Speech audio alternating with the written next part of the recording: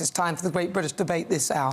And I'm asking, has London become a no-go zone for Jewish people on the weekends? Now, ever since the October 7th Hamas attacks, we've seen thousands descend on London every weekend, protesting about the war in Gaza, and the conflict has led to a rise in antisemitism across London and the UK, with many British Jews afraid to enter the capital during these marches as a result.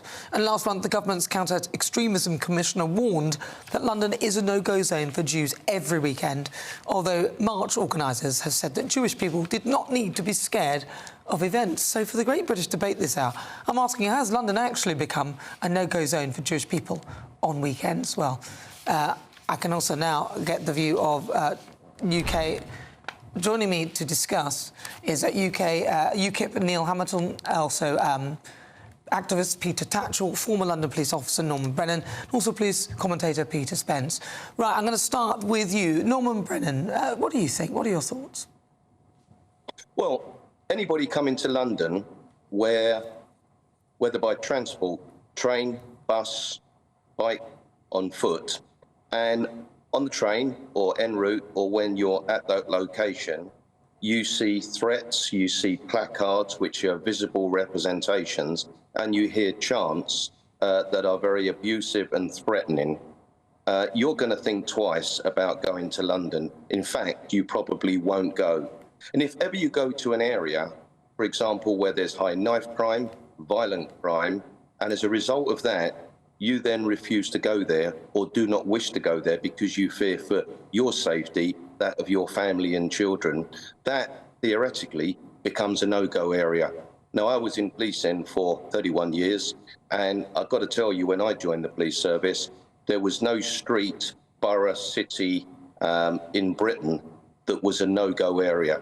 But I'm sure for the Jewish community now, many of them fear coming to London. And if you fear going to a location that you would wish to legally go to, that has to be a no-go area for that period of time and for that location. Well, it does seem that way. Peter Tatchell. I'm a very strong supporter of the campaign against anti-Semitism, but I'm extremely distressed and upset by these false allegations. Over the last 6 months, there have been more than a dozen huge marches with a total of more than 3 to 4 million people. Of all these marches, only 36 people have been charged with any offence. That's far less than last year. Now, I think that's the issue. These marches are not Jewish people. Many Jewish people participate, and they're welcomed. The marches are against Israel's war crime in Gaza, and many of us also condemn the war crimes by Hamas against Israel. So it's completely false to say that these marches are threatening to Jewish people. They're not. Well, I don't think I don't think that's true at all, actually, Peter. And just because there's only been 36 arrests doesn't make it that Jewish people feel they can't go to London.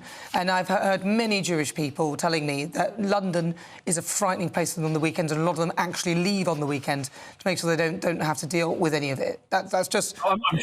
I'm sure some do say that, but many do not. Many Jewish people, thousands, are joining those marches.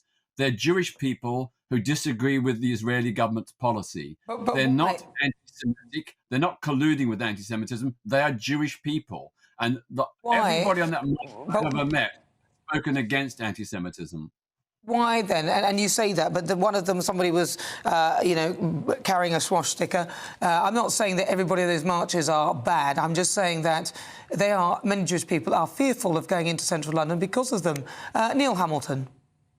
Well, the reality is that if people do feel that they're not safe in central London as a result of these highly intimidating marches, then that's the reality. It's not just perception. That's what they feel. They don't imagine this. They see people wandering around with placards saying Palestine will be free from the river to the sea. What does that mean? It's the annihilation of the state of Israel. It's a call for genocide, effectively, to which Hamas is explicitly committed. So, that's the reality of these marches. And it's not just Jewish people who wonder, why is it that we allow the centre of our capital city to be taken over every single week by these people who are demonstrating about something that's going on in another country?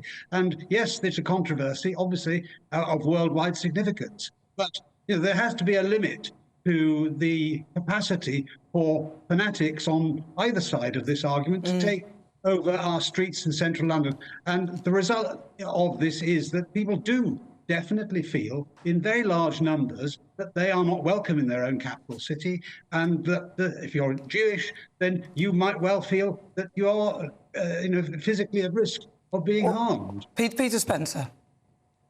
I mean, what has catalysed this debate, it seems to me, is that policeman a couple of days ago referring to the Jewish guy with the skull cap as being openly Jewish.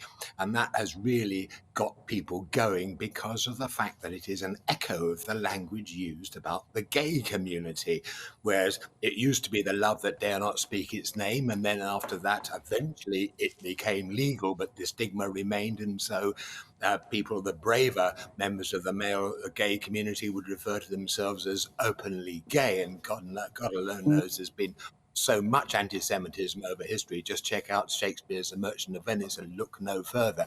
But when it comes to what is going on, there is a hideous war taking place with tens of thousands of people losing their lives. We live in a democracy. We don't live in Russia. So if people feel strongly about it, they are allowed to go on the streets. And when it comes to specifically the Jewish community, I would make the point that a mate of mine made the mistake of trying to drive from Camden to Southwark a couple of weekends ago, and it took him over 2 hours. So no mind a no-go zone for Jewish people, it's a no-go zone for drivers. They're jolly inconvenient, but what can you do?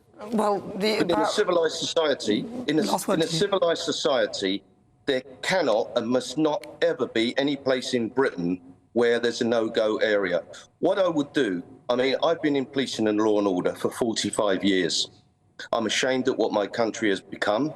I don't recognise it anymore. And there's 5 words that in history will sum up this era: anger, hatred, belligerence, division, and revenge. And these demonstrations, week in and week out, that sat police officers from all over the local counties and London and devoid the local communities of their police officers, are under the cosh day in and day out. Yes, some will make mistakes, some will say the wrong things. The Commissioner shouldn't resign. The London Mayor should resign. And by golly, those 5 words I've just described Britain and London as being will define this era in history, and it's shameful. Norman, Brennan, thank you very much. Former police officer Neil Hamilton, leader of UKIP. Also Peter Tatchell, human rights activist, and Peter Spencer, political commentator. Thank you so much for your thoughts.